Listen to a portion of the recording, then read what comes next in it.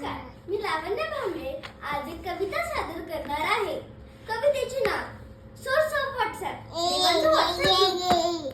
देश होता कंटाळले सारखं ऐकून जग, मग त्यांनी ठरवलं करू सुरू व्हॉट्सअप. मनात विचार करून नारदांनी मारली ब्रह्मदेवाला पिंग.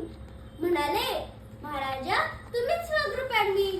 खूप विचार करून ब्रह्मदेवांनी दिली ही संमती आणि वायफाय नेट पॅक संगे आली स्मार्टफोनला गती. सर्व देवांना ऍड करून ब्रह्मदेवांनी रात्री गाठली शेज आणि सकाळी आला गणरायांचा गुड मॉर्निंग चा पहिला मेसेज.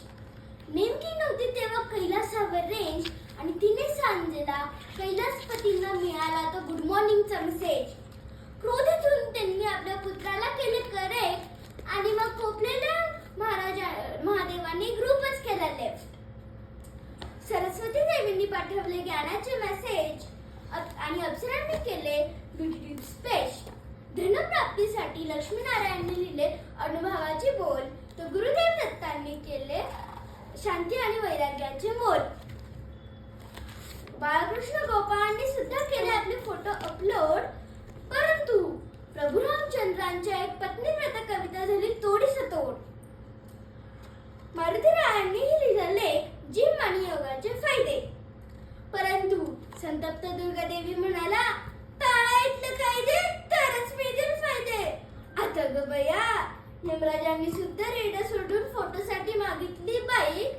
परंतु पंढरीचे विठ्ठल आणि रुक्मिणीच्या फोटोला आले प्रचंड लाईक्स. व्हॉट्सअपच्या या खेळामध्ये देव झाले दंग, पण धरतीवरची सारी यंत्रणा झाली की हो भंग. माणसाच्या कर्तृत्वाला नव्हते देवाचे आशीर्वाद आणि होऊ लागले तंटे बखेड आणि वितंडवाद. मग मात्र नारद मुनीचे धावे दणाडले.